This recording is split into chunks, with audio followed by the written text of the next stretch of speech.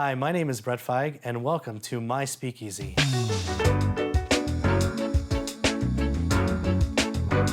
I love to figure things out. In a world sidetracked with outside noise and bias, I'm solely concerned with the inner workings. How does something work best? What resources are needed? Why is it successful? And how can we measure that success? It's questions like these that have guided my 15-year career across consulting and recruiting. Today, I'm going to show you how I've used hireEZ to figure out seamless data enrichment and personalized candidate engagement. Let's move over to my office and get started. So one of the things that I really like about hireEZ is that it's all the functionality you need sort of under one program. I don't need a program that's going to get the information. I don't need a program that's going to then enrich it or send it out for emails and action that data. So it appeals to not just, more senior, more advanced recruiters, but also the ones that are just getting started. They just want one product that's going to do everything they need. Let me give a really tangible and really easy example. Let's say we have a list of information. In this case, we're going to use the layoff list from better.com, which is about 4 months old and is a great example because it's very limited in the information it provides. It only gives you a name, the title that they had, before the layoffs happened 4 or 5 months ago, and a LinkedIn URL. Very few other identifiable information past that. Now, if you're a more junior recruiter, if you're just not as technical or haven't reached that level of technical ability yet, it's like, what do I do with this information? Do I click on each of the 300 plus lines one by one and figure out a message them one by one, or add them to some project, or do some other thing to them? I don't want to do some other things to them. I want somewhere to take this list. I want to put it somewhere. I want some magical machine or AI wizardry to take it in and enrich it all, right? I want to know where they're working today. I want additional ways I could reach out to them, maybe their social profiles, maybe email or phone numbers or additional email addresses. And if you want one way under one program that sort of does it all, and then can actually move it along to message them in a systematic drip feed and consistent sort of marketing approach, it's great. Let's give a really tangible example of the sort of enrichment process and how easy it is. So let's say you were, and I'm gonna show this as a quick example, but let's say you had stumbled upon the better.com alumni list. You're like, this is great. These are people that were impacted. Maybe they're still impacted. Maybe they haven't found a job, or maybe they're underemployed now. They took another role because their backs were to a corner. I want to reach out to them and see if possibly there's a dream job that I might be able to offer them, or they might be right for something that I have going on. Well, the good thing is before Better changed to this fancy website, they had everything in a Google Doc like most companies. So I download the Google Doc, and I'm going to show you how just easy it is to import it.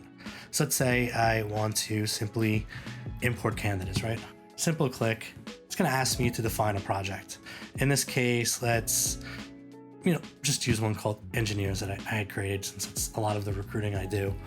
I don't care about the stage right now, but I might define that specifically as to how I want to track these individuals throughout the recruiting process. And I'm simply going to upload it, right? Let's go to the download folder where I have the list conveniently stored. Click on it and load it in. Now, other programs are really technical. You have to move things around. This is really simple, is it just asks me to match my fields. It simply says, you have a column called full name. How should we interpret it? Well, in that case, we're going to call that as full name, right? That's an easy choice. It already picked up the title's current title, so I don't have to do anything there. And it has already picked up that the LinkedIn URL is in fact their LinkedIn URL and location. And that's it. There were a few of them that did have email addresses, but it was few and far in between. So we could review and import. It's going to match it. In this case, it actually is getting my top line and thinking that's a line of data, but not a big deal. We'll edit that one out and confirm and submit. And literally I could go off and have a snack, grab a glass of scotch, whatever I want, come back when it's done. Why it's doing its thing in the background, let's just talk a little bit about what we did. We took something we had. In this case, it was a layoff list. one of many. They're easy to find.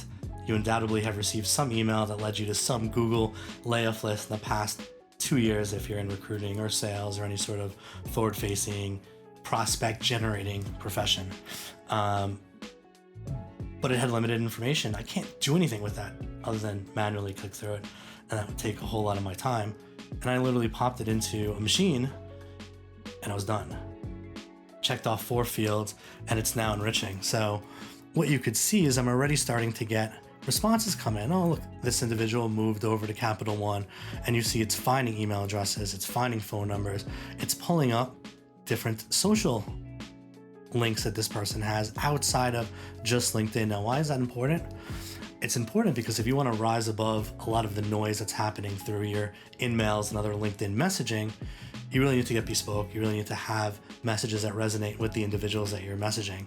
What a better way than to have another social link, another data source that could help me to understand what is this person interested in talking about? What do they tweet about? What do they post about? Who do they follow? Who follows them? And for me to find a really creative and maybe innovative way to really capture their attention, as opposed to falling in line with what unfortunately the masses do, the masses in the recruiting market, which is some watered down standard template that says the same thing to every candidate. Like, oh my God, you're perfect for my role, or your profile is great, or I found your information on LinkedIn. Yeah, they know you're messaging them on LinkedIn. So if you're doing that, stop, don't do that. Side note. And this makes it so you don't have to do that, because it's already, and this is literally less than a minute, and it's found 266 out of, I think it was around 280 or 300 results. So it found about 85 or 90% of them, and that's within the first couple minutes. So now that we've taken all the information from a spreadsheet, enriched it in under 2 minutes, got at least 280 people, we now need a place to use that information. I don't want to have to think, let me export it and let me pump it into some other platform. I don't want to think, okay, now that I have this information, do I click through each individual link? Of course, I want that as an option, but I want another way to get my message out across a wider breadth of individuals. And the good thing is I have drip feed, or email marketing, if you want to call it, built right into the platform. And it's so simple. I could literally take the ones that I want from within my list and send them right into a messaging campaign. Now, not just any messaging campaign, it allows me to do what's called drip feed marketing. And that's really simple. I could have multiple messages that go out to a candidate at different times, right? I could have it send my first message, starting on Monday, then wait. And if they don't respond back in 2 days or 3 days, send a follow-up message.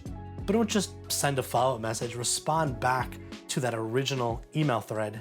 This way it looks like something a human might do in following up and trying to gain someone's attention. But if they are to respond, get them out of the process right away. Nothing's more embarrassing than having them get a, hey, just following up, when they clearly responded back to you with a message. So I could set it up any way I want, and I could have it go out as many tails or as long as I want. I could have 10, 11, 12 steps. In general, unless I'm doing long tail, which means unless I'm extending it out for 2 or 3 months, I generally try to have 6 to 8 steps along the process. It goes with a lot of the research that I've read that says you need at least 6 or 7 different messages before you typically get a response.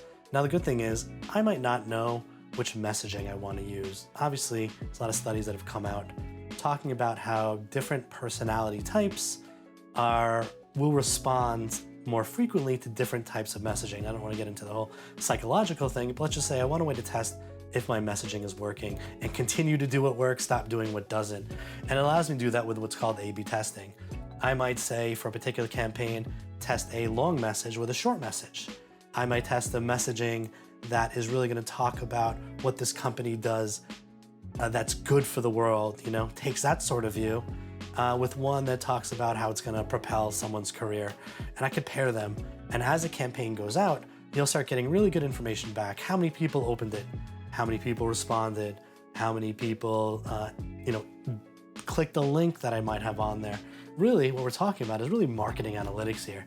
And this is why it's really great, because it's bridging the gap between marketing and recruiting. And at the end of the day, it's all messaging, right? So it's really, really perfect. Now, as a campaign goes out, I'll start to see a pattern of what's actually working better. And if one message is actually resonating with my intended audience more frequently, or getting the responses I want more frequently than another, and that will help to inform my decision on the next campaign. Perhaps on the next one, I'll focus on the messaging that worked on the last one, and then maybe change something in my campaign, just a little detail, maybe a subject line or something to really to challenge myself of saying, have I got it right? Do I have the right messaging to the right person and at the right time? And take a very data approach at doing it now. And it's really easy in the platform. I don't have to look outside hireEZ to do it. I could just do it right here. If you've been struggling with data enrichment and personalized outreach, I hope these tips help you become better, faster, and stronger with hireEZ. For more information, visit hireEZ.com. That's hireEZ.com.